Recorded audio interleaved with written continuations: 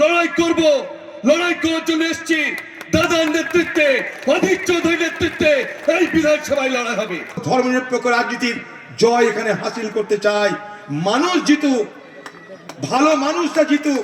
যোগদানটা নয়, উদ্দেশ্য ভোটের টিকিটটা চাই। সে যে দল দেবে সেই দলেই দাঁড়াবে, যে দল টিকিট দেবে। ভোটের আগে দল বদলের হিড়িক। ভরতপুর 2 নম্বর ব্লক তৃণমূলের প্রাক্তন সভাপতি মোহাম্মদ আজহার উদ্দিন ওরফে সিজার এবার অধীর চৌধুরীর হাত ধরে কংগ্রেসে।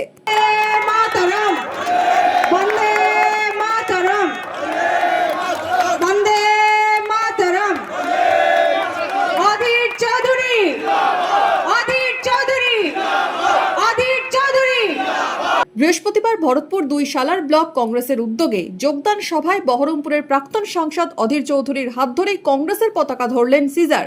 যোগদান সভা মঞ্চ থেকেই ছুড়লেন চ্যালেঞ্জ। এ তো টেলার, সমস্ত মেম্বার থেকে প্রধান কেউ আপনার কাছে নেই। এই বিধানসভার লড়াইটা হচ্ছে ল্যান্ড মাফিয়াদের সঙ্গে ল্যান্ড ডোনারের লড়াই। ল্যান্ড মাফিয়ার সঙ্গে ল্যান্ড ডোনারের লড়াই। এই লড়াই আমরা জিতবো, জিতবো, জিতবো। আপনারা একটা রয়্যাল বেঙ্গল টাইগার লড়াইয়ের মধ্য দিয়ে বেরিয়ে এসছে, লড়াইয়ের মধ্য দিয়ে বেরিয়ে এসছে। আগামী কাল থেকে প্রত্যেকটা বুথে বুথে আমরা আবার যাব।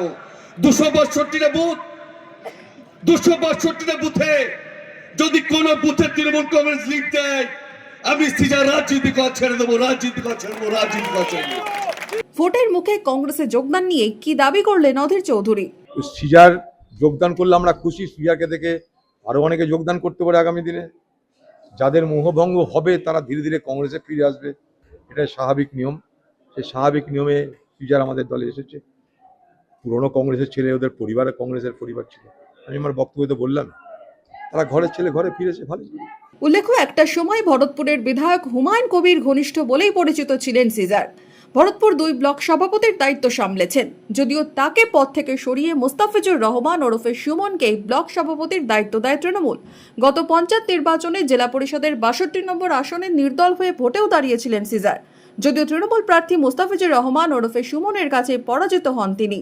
একাধিকবার সালারে প্রকাশ্যে এসেছে তৃণমূলের অন্তর্দ্বন্দ্ব।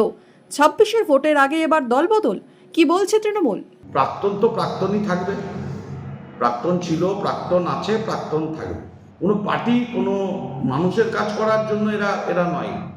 এরা আমার কি হলো, আমি কি করে টিকিট পাবো, আমি কি করে ক্ষমতায় যাব, এই দল যারা করে, এরকম আছে, অনেক মানুষ আছে, অনেক মানুষ আছে। তার মধ্যে সালারের এই মানুষটিও আছে।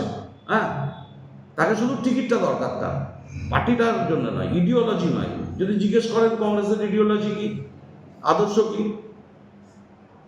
উত্তর দিতে পারবে না। তাই এরা টিকিট প্রেমী মানুষ, এরা টিকিটের দল করে। আমাদের সব নিয়ে কোনো প্রতিক্রিয়াই নাই। ভোটের আগে দলবদলের রাজনীতি মুর্শিদাবাদে। অভিযোগ পাল্টা অভিযোগ, চ্যালেঞ্জ পাল্টা চ্যালেঞ্জে বাড়ছে উত্তাপ। রবীন্দ্রনাথ কৈবর্তের রিপোর্ট, ইমাজিন কমিউনিটি মিডিয়া।